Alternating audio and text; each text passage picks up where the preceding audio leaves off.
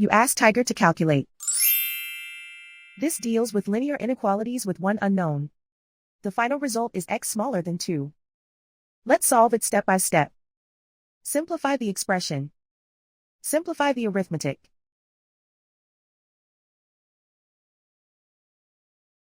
Group all constants on the right side of the inequality. Subtract 2 from both sides.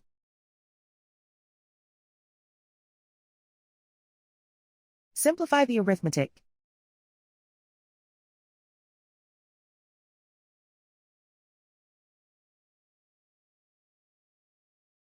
Isolate the x.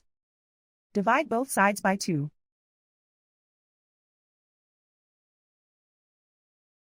Simplify the fraction.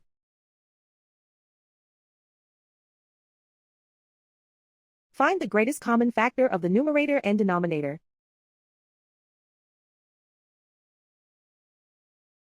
Factor out and cancel the greatest common factor.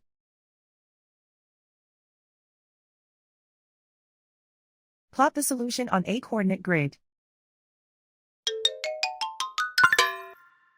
And so the final result is x smaller than 2.